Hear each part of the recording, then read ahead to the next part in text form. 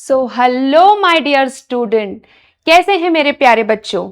मैं मोनिका पाटिल विनर्स के online school platform से आप सभी का एक बार फिर से बहुत बहुत स्वागत करती हूं।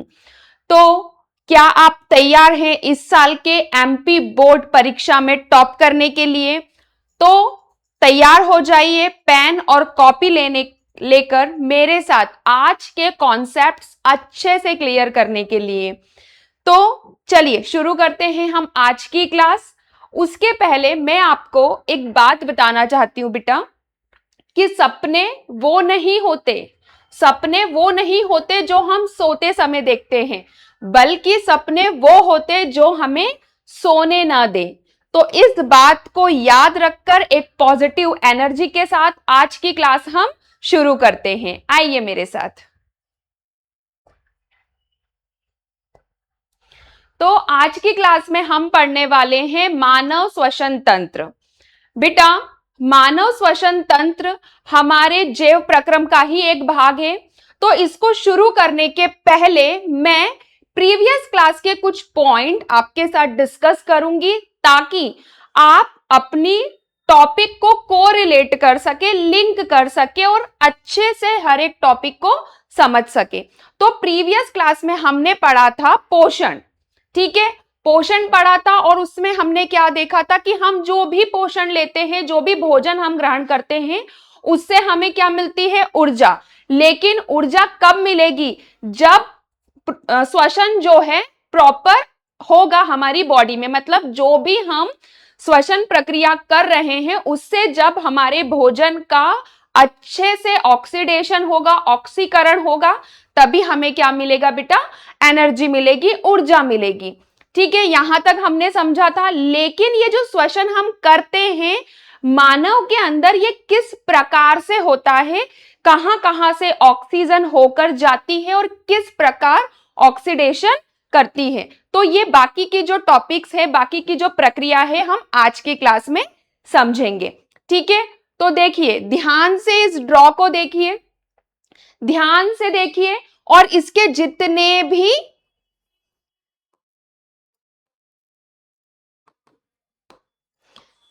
यहां पर आपको जितने भी वर्ड्स दिख रहे हैं, जितनी भी लेबलिंग दिख रही है, इसको ध्यान से देखकर अपने दिमाग में फिट कर लीजिए, क्योंकि हम वन बाय वन इन एक एक चीजों को डिटेल में पढ़ने वाले हैं और एक एक चीजों को हम डिटेल में ध्यान से पढ़ेंगे, है ना। और आपको मैं पहले ही बता चुकी थी कि ये जो चैप्टर है, ये जो टॉपिक है, यहां से आईएमपीज बनने ही बनने वाले हैं आपके बोर्ड एग्जाम में। तो ध्यान से देखिएगा, है ना। देखिए सबसे पहले क्या देख रहे हैं हम? Nasal passage. नेसल पैसेज के पहले भी एक और चीज आएगी यहां पर, नॉस्ट्रिल। नॉस्ट्रिल मतलब नथुने, ठीक है, जहां से हवा अंदर बॉडी में एंटर करती है। ठीक है, ये जो भाग होता है दैट इज नॉस्ट्रिल, नॉस्ट्रिल कहलाती है। ठीक है, नॉस्ट्रिल के बाद नेसल पैसेज, ये जो पाइप होते हैं, है ना, नोज के अंदर जहां पर हेयर पार्टिकल्स या हेयर प्रेजेंट होते हैं, ये वाले भाग को क्या कहते हैं? नेसल पैसेज, है ना। उसके बाद नेसल पैसेज के बाद क्या आता है? फेरिंग्स आता है, फिर लैरिंग्स आता है। इसको आप कैसे याद रखोगे वो ट्रिक भी मैं आपको समझाऊंगी, है ना। उसके बाद ट्रैकिया आता है, फिर ट्रैकिया को कौन प्रोटेक्ट करता है? रिंग्स ऑफ कार्टिलेज करते हैं। उसके बाद ट्रैकिया के बाद ये कहाँ खुलती हैं? लंग्स के अंदर। देखिए ये ब्रोंकाई में खुलती है, ठीक है, फिर ब्रोंकाई से ब्रोंक्यूल्स बनते हैं और फिर एल्वियोलाई। तो इन सभी चीजों को, इस ड्रॉ को अच्छे से अपने दिमाग में बिठा लीजिए, क्योंकि वन बाय वन हम हर एक लेवल को अच्छे से डिटेल में पढ़ेंगे। चलिए शुरू करते हैं। देखिए सबसे पहले क्या देखा था हमने? नॉस्ट्रिल, नथुने।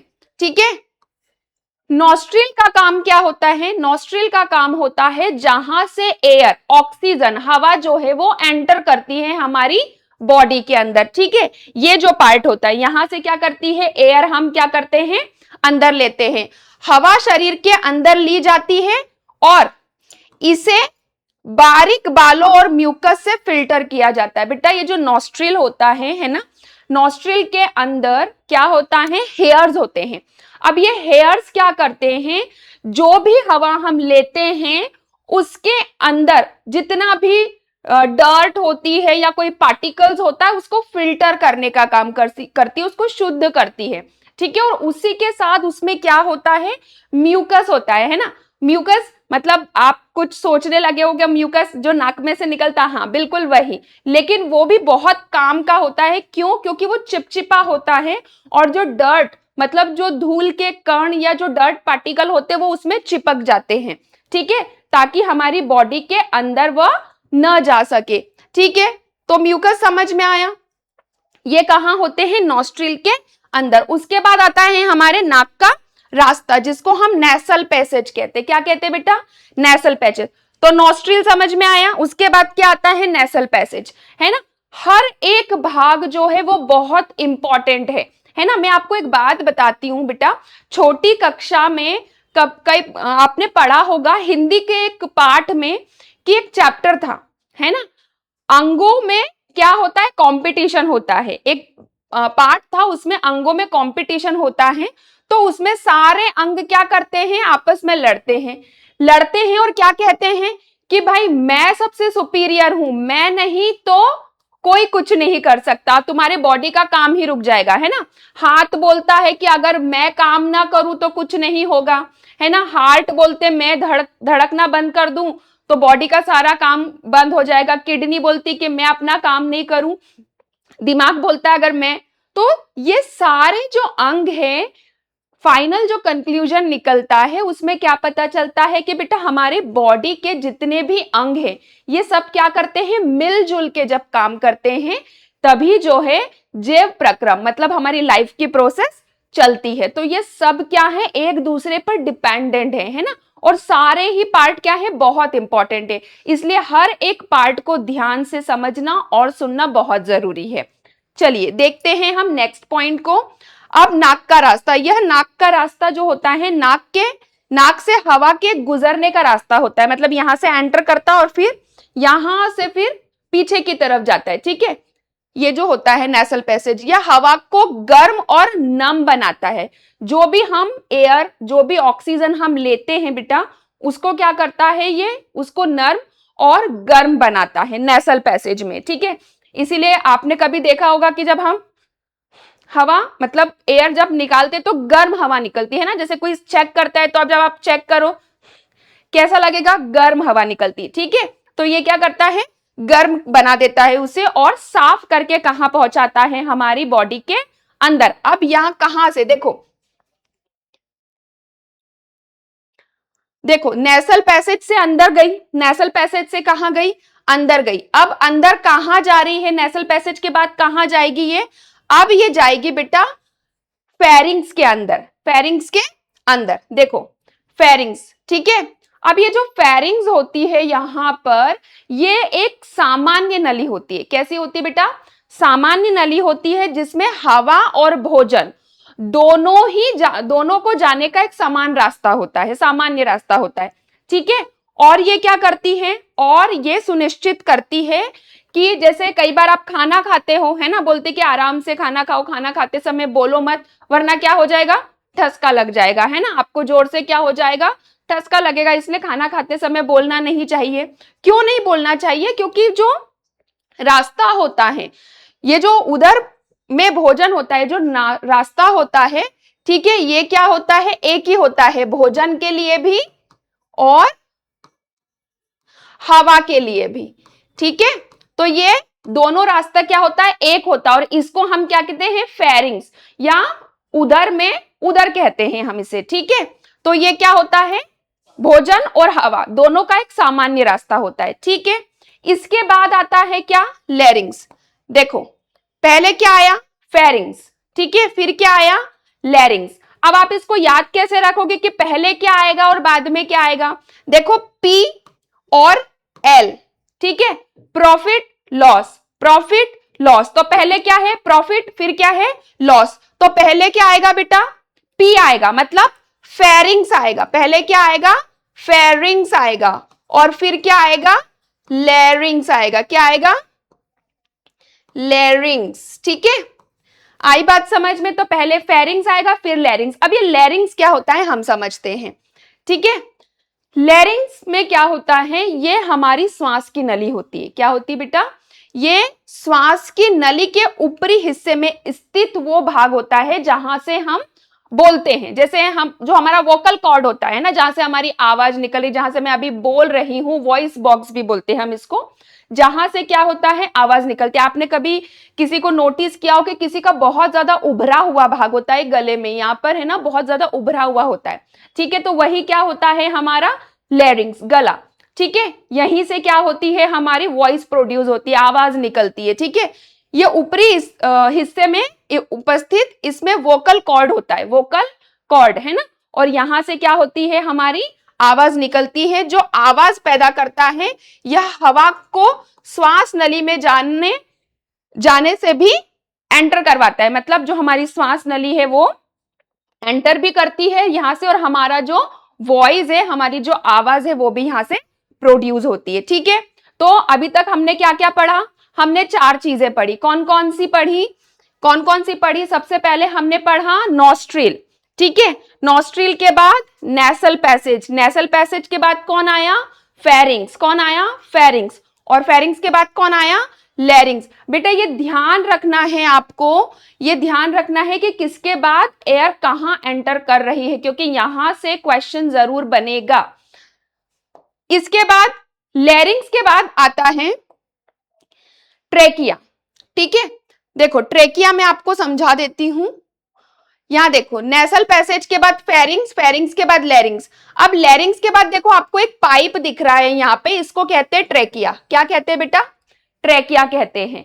अब ये पाइप होता है, ट्रेकिया मतलब यहां से हमारा लैरिंग्स खत्म हो और यहां से क्या स्टार्ट हो जाता है, ट्रेकिया स्टार्ट हो जाता है। ठीक है, अब इस ट्रेकिया के ऊपर क्या होते हैं, रिंग ऑफ कार्टिलेज। कार्टिलेज समझते हो, कार्टिलेज मतलब हमारी मसल्स ही होती है, हमारी मांसपेशियां, है ना। तो मांसपेशियों की ऐसे रिंग बनी होती है, ऐसी रिंग बनी होती है। ठीक है, मांसपेशियों की ऐसी रिंग बनी होती, किसके ऊपर बनी होती है, ट्रेकिया के ऊपर। ठीक है, ये जो ट्रेकिया है, मान लीजिए कि ये ट्रेकिया है, ये देखो यहां पर आपको दिख रही है, ये क्या है, ये ट्रेकिया है। ठीक है, और इस ट्रेकिया के ऊपर इस तरीके से क्या होता है, इस तरीके से रिंग ऑफ कार्टिलेज, क्या बोलते हैं इसको, रिंग ऑफ कार्टिलेज। आप चाहें तो बेटा अपने कॉपी में इसको नोट भी कर सकते हैं। अब ये रिंग ऑफ कार्टिलेज का क्या काम होता है, ये जो नली होती है हमारी, इसको सिकुड़ने से, इसको संकुचन से बचाती है। जैसे हम कई बार हम सांस लेते हैं, है ना, और बच्चे क्या करते हैं, आपस में खेलते खेलते कई बार बोलते हैं चलो सांस रोको, तो एकदम से कभी ये संकुचित ना हो जाए, है ना, जब हम सांस लेते हैं तो ये संकुचित ना हो, उससे बचाने के लिए ये रिंग कहां पर प्रेजेंट होती है, हमारी ट्रेकिया पर। मतलब वायु की जो नली होती है उसको बचाने का काम करती है। ठीक है, तो यह नली जो है, नली को क्या कहते हैं, हम ट्रेकिया कहते हैं। ठीक है, ट्रेकिया को ब्रोंकाई से जोड़ती है। अब ये ब्रोंकाई क्या होते हैं मैं आपको बताती हूं, लेकिन अभी आप इतना ध्यान रखिए कि ट्रेकिया होता है और ट्रेकिया के ऊपर क्या होता है, रिंग ऑफ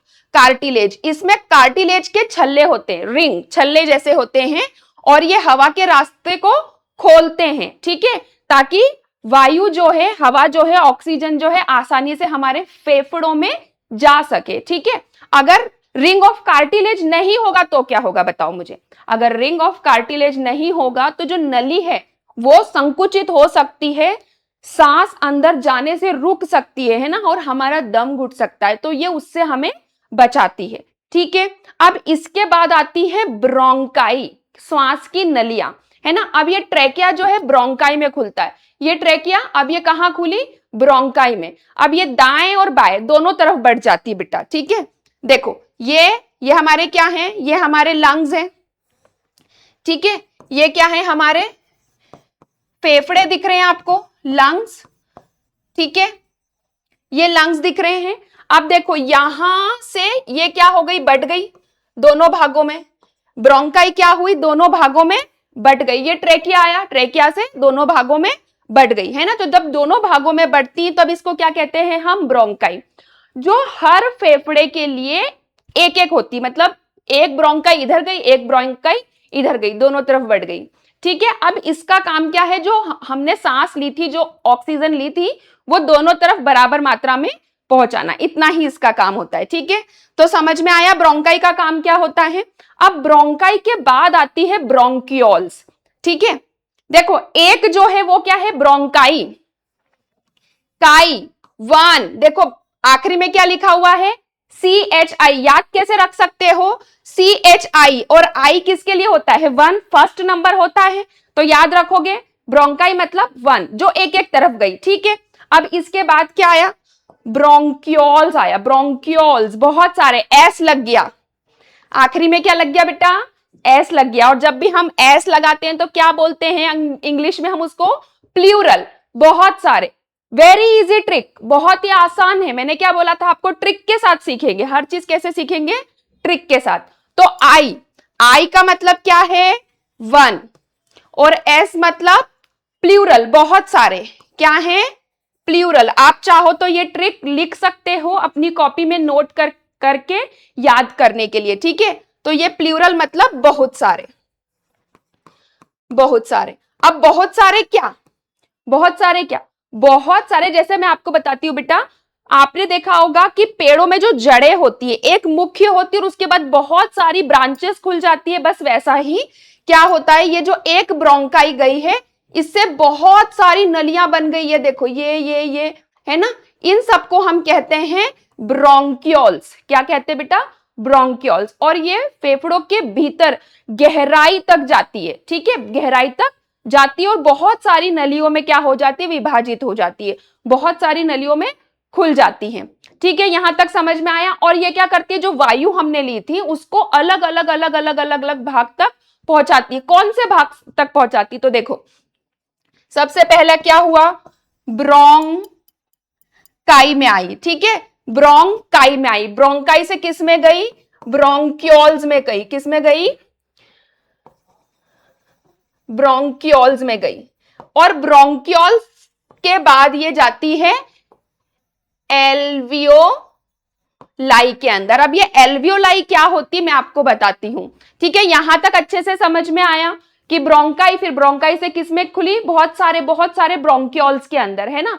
और इनमें भी क्या होते हैं, ऐसे बहुत सारे छल्ले उपस्थित होते हैं, क्योंकि जब हम सांस लेते हैं छोड़ते हैं, सांस लेते हैं छोड़ते हैं, तो इनमें भी क्या होता है बेटा, संकुचन होता है, मतलब ये सिकुड़ती है फिर फैलती है, सिकुड़ती है फिर फैलती है, तो इसमें भी क्या होते हैं, ऐसे छल्ले होते हैं। ठीक है, ये सब क्या करता है, हमें प्रोटेक्शन देता है ना, हमारे अंदर की नलियों को क्या करता है, प्रोटेक्शन देता है। तो समझ में आया, ब्रोंकाई से ब्रोंकियोल और ब्रोंकियोल से एल्वियोलाई। अब ये एल्वियोलाई क्या होती देखते हैं। देखो एल्वियोलाई, फिर से वही बात आ गई, एल्वियोलाई। ठीक है, अब इसमें क्या है, अगर एक चीज होगी, मतलब एल्वियोलाई मतलब क्या होता है, जैसे आप एल्वियोलाई का जब भी हम नाम लेंगे तो आपके दिमाग में एक चीज आना चाहिए, क्या आना चाहिए, अंगूर का गुच्छा। क्या आना चाहिए, अंगूर का गुच्छा। देखो ये दिख रहा है आपको, है ना, कैसा दिख रहा है, अंगूर का गुच्छा। तो इसमें आप ये देखो कि अगर एक अंगूर है, एक अंगूर का दाना है, एक अंगूर का दाना, तो इसको क्या कहोगे आप, इसको कहोगे आप एल्वियोलस। क्या कहोगे, एल्वियोलस। और अगर ये ऐसे बहुत सारे अंगूर के गुच्छे मिलकर जब एक पूरा गुच्छा बनाते हैं, जब एक पूरा क्या बनाते बेटा, गुच्छा बनाते हैं, तो इसको क्या कहोगे आप, इसको कहोगे आप एल्वियोलाई, मतलब पूरे मिलकर क्या बना देते हैं, पूरा गुच्छा बना देते हैं। ठीक है, अब इनका काम क्या होता है, इनका क्या काम समझो, यही है सबसे इंपॉर्टेंट चीज, है ना। इसको कह सकते हो कि site of respiration. Site of respiration मतलब जहां पर मेन हमारे जो गैसेस हैं, मतलब ऑक्सीजन और कार्बन डाइऑक्साइड, ऑक्सीजन और कार्बन डाइऑक्साइड का जो आदान प्रदान होगा, जो आदान प्रदान होगा वो कहां होगा, वो यहीं पर होगा। कहां पर होगा, एल्वियोलाई के अंदर, है ना। अब ये कैसे होगा बेटा, क्योंकि ये जो एल्वियोलाई होती है ये ब्रोंकियोल्स के सिरे पर होती। देखो ये सारी ब्रोंकियोल्स आ रही है, ये सब क्या आ रही है, ये क्या है, ये ब्रोंकियोल्स है। क्या है, ब्रोंकियोल्स। मैंने अभी आपको बताया था ब्रोंकाई से काय में आई ब्रोंकियोल्स, और ब्रोंकियोल से फाइनली काय में आ गई, एल्वियोलाई के अंदर आ गई। अब एल्वियोलाई के ऊपर क्या होते हैं, इनके ऊपर ना बहुत ही पतली पतली नसें होती है, ठीक है। नसें मतलब जिसमें ब्लड होता है, जिसमें ब्लड होता है। और ये जो एल्वियोलाई होती है ना बेटा, इनकी जो ये जो परत होती है, ये जो परत होती है एल्वियोलाई की, ये बहुत ही पतली होती है। कैसी होती है? बहुत ही पतली होती है। कैसी होती है? पतली। अब इसको आप ऐसे समझ सकते हो कि जैसे बलून होता है ना, बलून की जो दीवार आप धीरे से उस पर पिन मारते हो तो क्या हो जाता है? फूट जाता है। बस उतनी ही पतली होती है ना। और उतनी पतली होने के कारण क्या होता है कि इनके ऊपर ये देखो, आपको दिख रही होगी नलियां, दिख रही होगी, है ना, नलियां। ये क्या है? जो रेड है उसके अंदर होता है O2। क्या होता है बेटा? O2। ये जो रेड है और ये जो नीली कलर की है, रेड के अंदर क्या है? O2। और जो ब्लू है उसमें क्या है? CO2। तो ये क्या करती है यहां पर? ये क्या करती है? जो O2 लेकर आई है, जो O2 लेकर आई है, वो कहां छोड़ देती है? एल्वियोलाई के अंदर। और इसके अंदर से जो कार्बन डाइऑक्साइड थी, मतलब हम क्या रिलीज करते हैं? कार्बन डाइऑक्साइड रिलीज करते हैं। तो यहां से ये CO2 लेकर और फिर नाक के माध्यम से उसको रिलीज कर देती है। अब ये जो भी मैंने आपको समझाया सब यहाँ नोट है, सब कुछ लिखा हुआ है, ठीक है। देखो, एल्वियोलाई ब्रोंकियोल्स के सिरे पर मौजूद होती है, गुब्बारे जैसी हवा की थैलियां होती हैं, है ना। इनकी दीवार कैसी होती है? पतली और नम होती है। यहीं पर क्या होता है? जो हमारी रक्त होती है उनमें से ब्लड कैपिलरीज में से जो भी गैसेस होती है उनका आदान प्रदान होता है, ठीक है। और हर फेफड़े में लाखों एल्वियोलाइज होती है, बहुत सारी एल्वियोलाइज होती है, ठीक है। और यही वो साइट है, यही वो सिरा है जहां पर हम जो सांस ले रहे हैं बेटा और छोड़ रहे हैं, उसका मेन साइट ही है। यहीं पर क्या होता है? ऑक्सीजन और कार्बन डाइऑक्साइड का आदान प्रदान होता है। तो अच्छे से समझ में आया, ठीक है।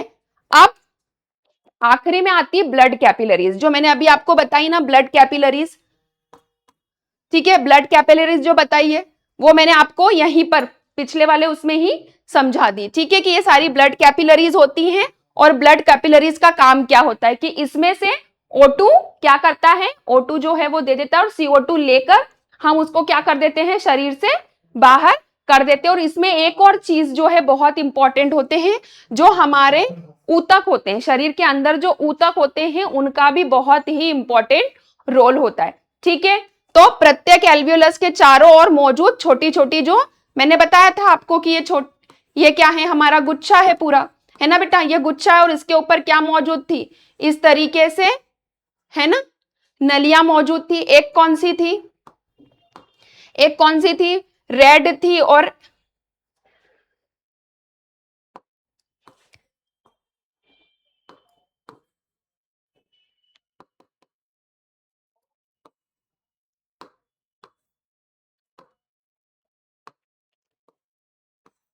एक कौन सी थी? एक थी आपकी रेड। रेड जो थी उसपे क्या था? उसमें क्या था?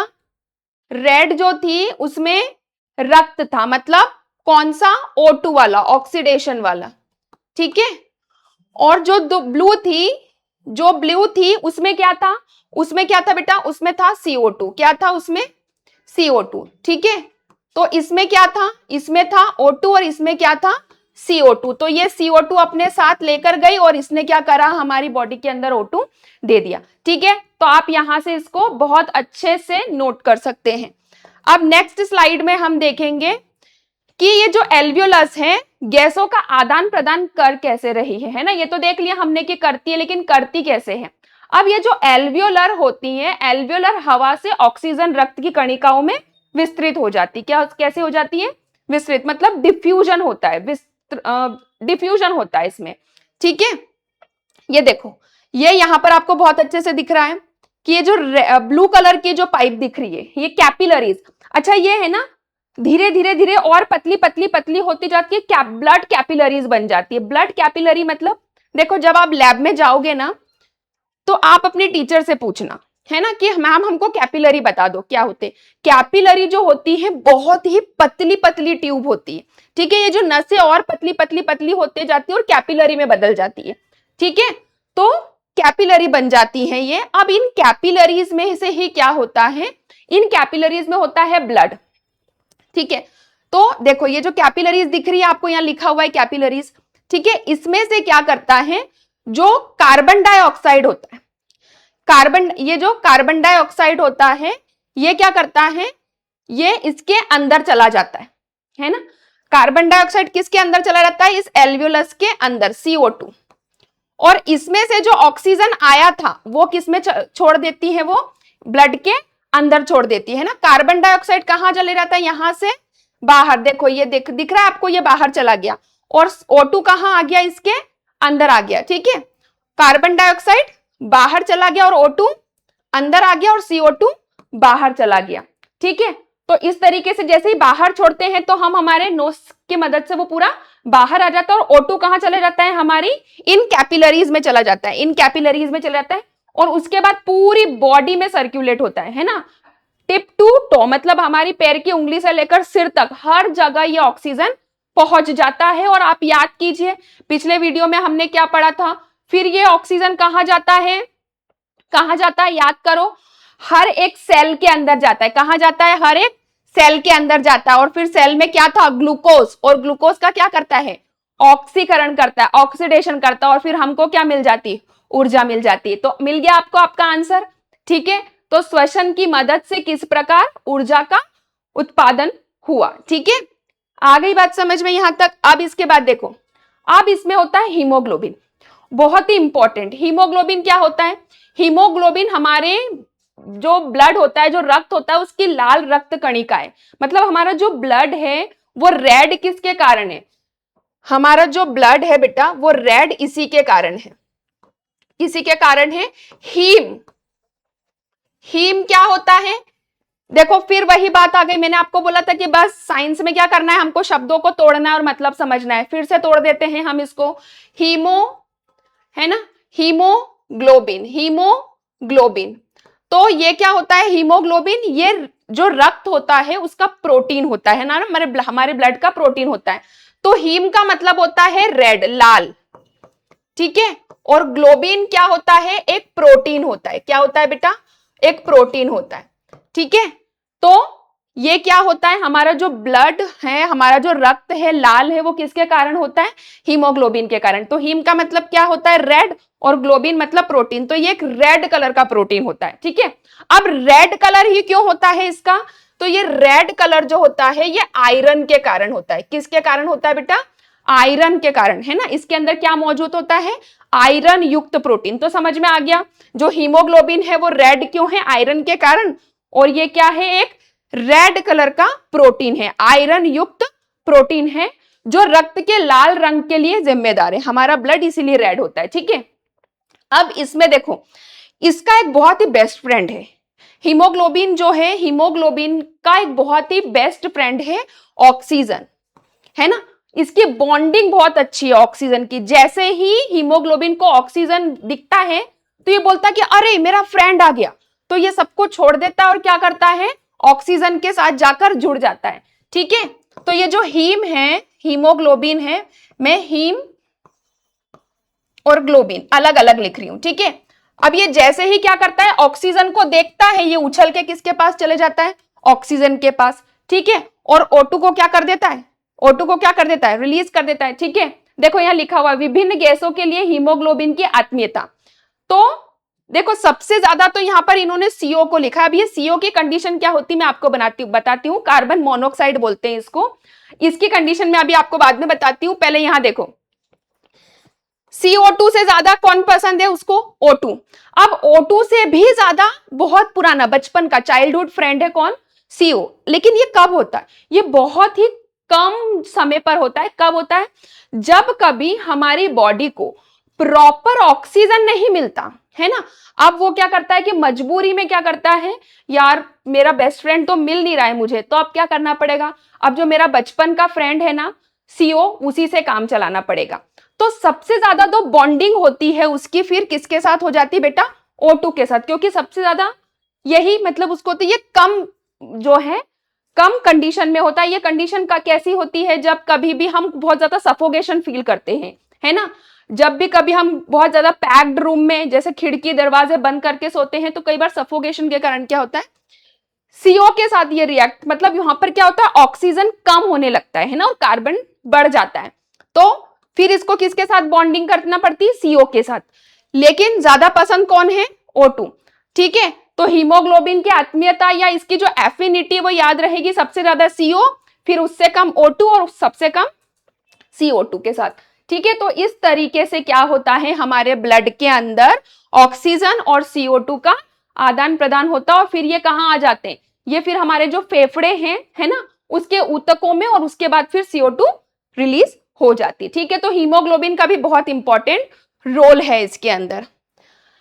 अब ये तो समझ में आ गया कि कैसे कैसे कहां कहां से सांस होकर गई, कैसे हुई, किस तरीके से आदान प्रदान हुआ, लेकिन इस प्रोसेस को, इस प्रक्रिया को हम बोलते क्या है बेटा, तो याद रखिएगा, जब हम O2 अंदर लेते हैं, सांस को मतलब हवा को अंदर लेते हैं, तो इसको हम कहते हैं इनहेलेशन। क्या बोलते हैं, ठीक है, इसको क्या बोला हमने, इनहेलेशन।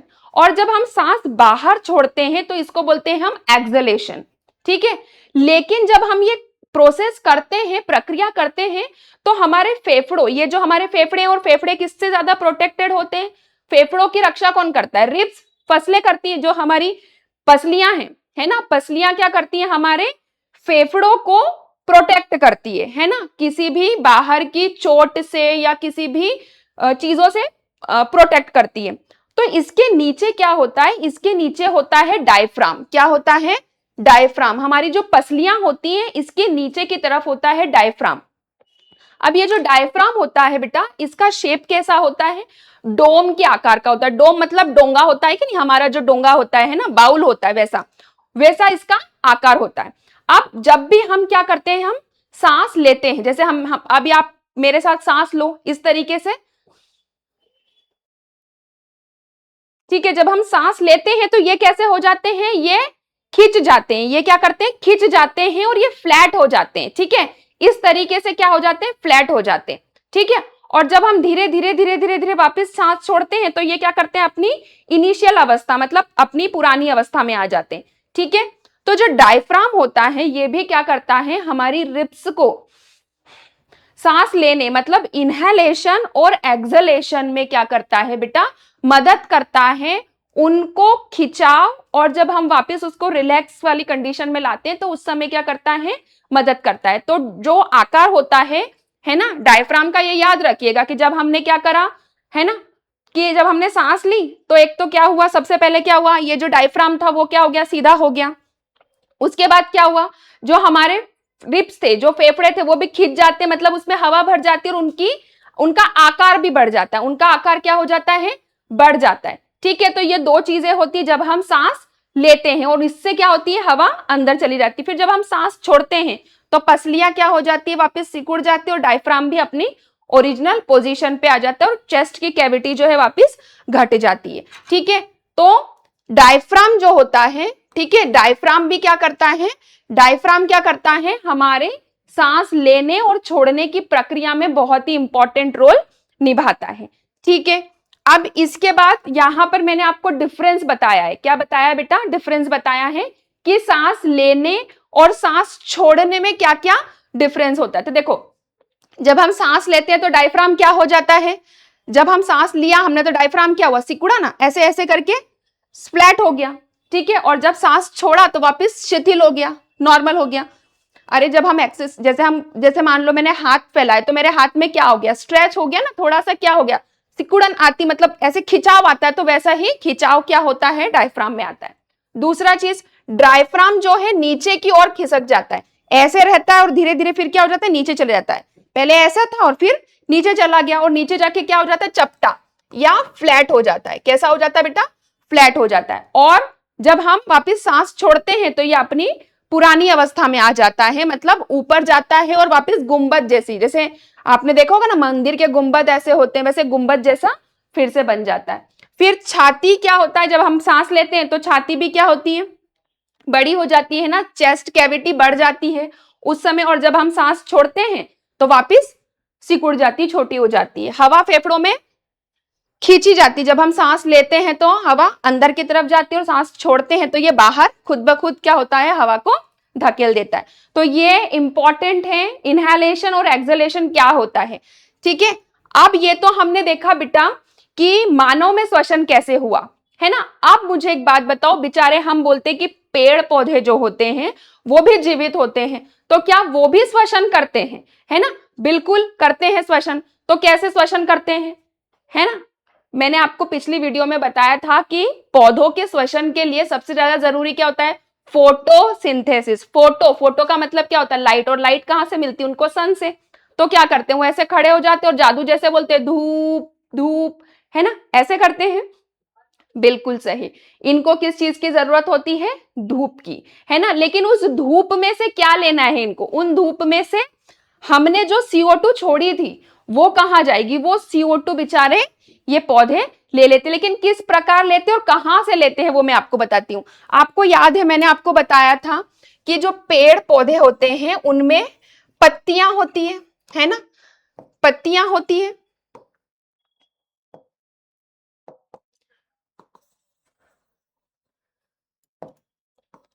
और पत्तियों का कलर कैसा होता है? ग्रीन होता है। पत्तियों का कलर कैसा होता है? ग्रीन कलर होता है। और इन पत्तियों में छोटे छोटे छोटे छोटे छिद्र होते हैं, ठीक है, छोटे छोटे पोर्स होते हैं। और उन पोर्स को हमने क्या कहा था? स्टोमेटा कहा था। याद आया? स्टोमेटा कहा था पिछली वीडियो में। और वो स्टोमेटा कैसा था? ऐसा गार्ड सेल थी। याद आया? गार्ड सेल थी। और ऊपर क्या थे? ऊपर क्या थे? इस तरीके से एक कवरिंग थी, उसको क्या कहा था हमने? स्टोमेटा कहा था। और जब क्या करते हैं ये दोपहर के समय क्या हो जाते हैं? ये बंद हो जाते थे। गार्ड सेल, गार्ड मतलब रक्षा करते थे पत्तियों की, है ना, ये बंद हो जाते थे, है ना। और रात के समय या फिर सुबह बहुत जल्दी या शाम के समय क्या हो जाते थे? खुल जाते थे। तो ये उस समय और क्या करते हैं बेटा? ये ट्रांसपीरेशन मतलब हवा का आदान प्रदान भी करते हैं। क्या करते हैं बेटा ये? तो इसमें से क्या रिलीज होती है? हमारे लिए O2 तो देते थे, लेकिन O2 और H2O पानी दोनों देते थे, लेकिन हम जो CO2 छोड़ते वो यहां से क्या कर लेते थे? वो यहां से ले भी लेते थे। आई बात समझ में? ठीक है। तो पत्तियों में कहां पर होता है पौधों का जो श्वसन होता है? अब इनके पास हमारे जैसी नाक और फेफड़े तो होते नहीं है, तो ये कहां से करते हैं श्वसन? पत्तियों के अंदर जो स्टोमेटा होता है उसके अंदर करते हैं। ठीक है।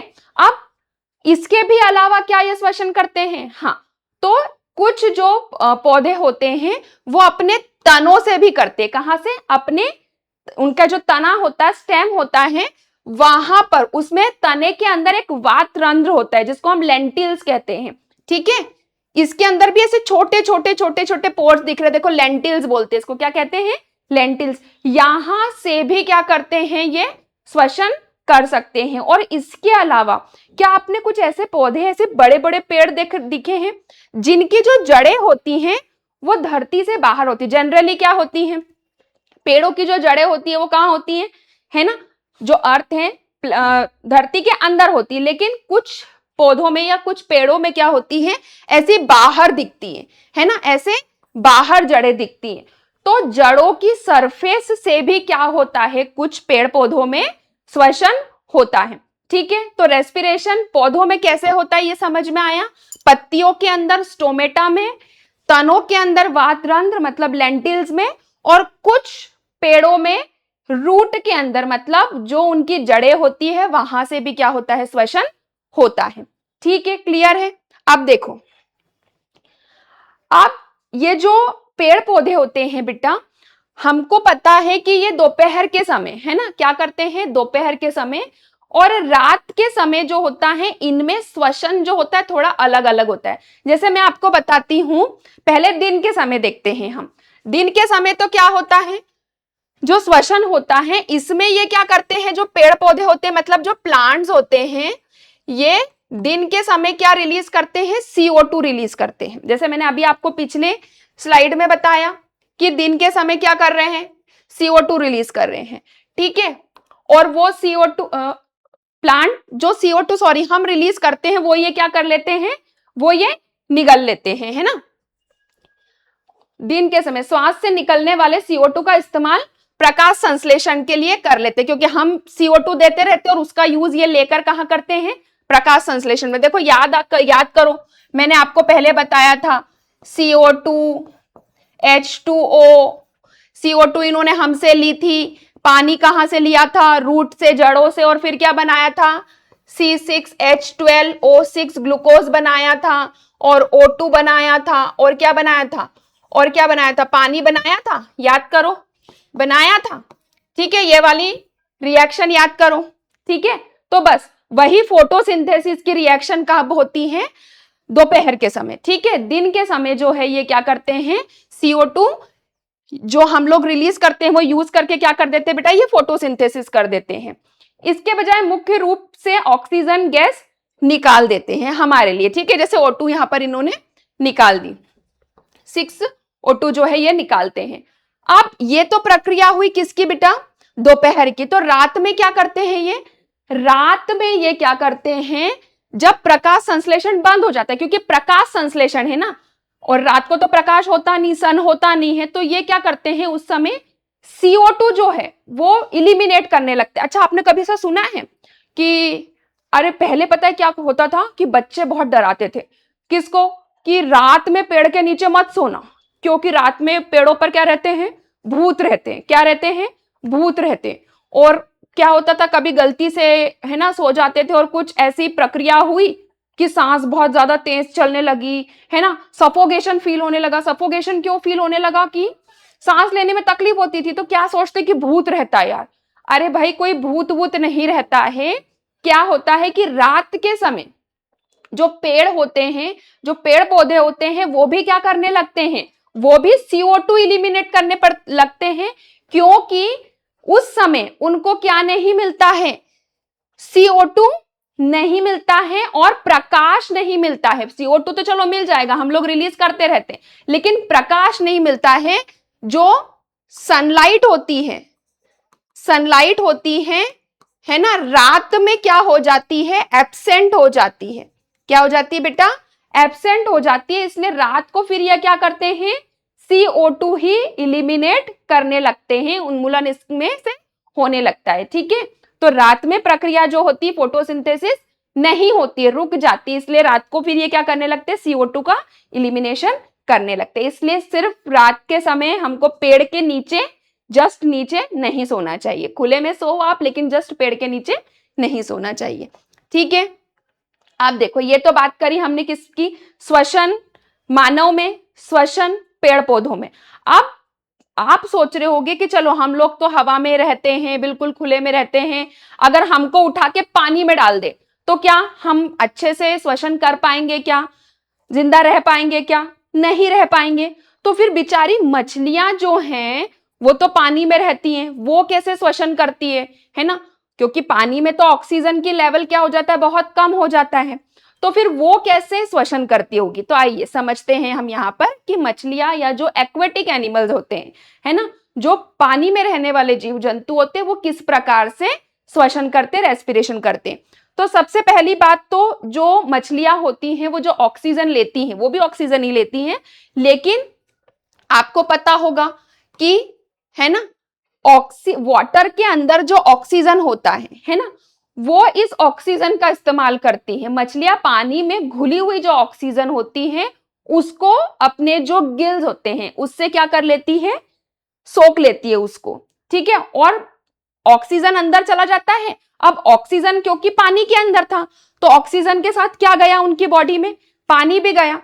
तो अब ऑक्सीजन तो वो अंदर ले लेती है और पानी जो है अपने गिल से वो क्या कर देती है, अपने गलफड़ों से, मतलब उनके जो गिल्स होते हैं उससे बाहर निकाल देती है। ये देखो, ये जो इसके गिल्स दिख रहे हैं आपको, ठीक है, इन गिल्स से क्या करती है, वो पानी को बाहर निकाल देती है और जो O2 है वो इनके शरीर के अंदर चला जाता है। अब जलीय जीवों में सांस लेने की दर जमीन पर रहने वाले जीवों की तुलना में तेज क्यों होती है, क्यों तेज होती है, क्योंकि ऑक्सीजन जो होता है बेटा कम होता है, वहां पर क्या होता है, ऑक्सीजन कम होता है, इसलिए इनकी जो ब्रीदिंग रेट होती है, हमेशा ध्यान रखना जितने भी एक्वेटिक एनिमल्स होते हैं, या हम फिशेस ले लो या आप एक्वेटिक एनिमल ले लो, एक्वेटिक मतलब पानी में रहने वाले, है ना, पानी में रहने वाले जीव, है ना, इनकी जो ब्रीदिंग रेट होती है, इनकी जो श्वसन की दर होती है, श्वसन दर क्या होती है, वो ज्यादा होती है। किससे? मानव से। क्यों? क्योंकि वहां पर जो ऑक्सीजन होता है, उस ऑक्सीजन जो होता है वो कम होता है। ठीक है, ऑक्सीजन की क्वांटिटी क्या होती है बेटा? कम होती है, इसलिए इनको ज्यादा जो है बेटा फोर्स लगाना पड़ता है। इनकी जो ब्रीदिंग की रेट होती है वो ज्यादा हो जाती है, मतलब ज्यादा मुश्किल होता है इनको जीवित रहना। कितना देखो, इनको कितना स्ट्रगल करना पड़ता है श्वसन के लिए, क्योंकि ब्रीदिंग रेट इनकी हमेशा तेज रहती है। बहुत जल्दी जल्दी जो है इनको ब्रीदिंग करना पड़ती है, क्योंकि वहां पर ऑक्सीजन जो है वो कम रहती है। तो अब समझ में आया कि मछलियां जो हैं वो, या जो एक्वेटिक एनिमल्स हैं, ये क्या करते हैं, इनकी ब्रीदिंग रेट हमेशा ज्यादा होती है। तो यहां तक आपको समझ में आया।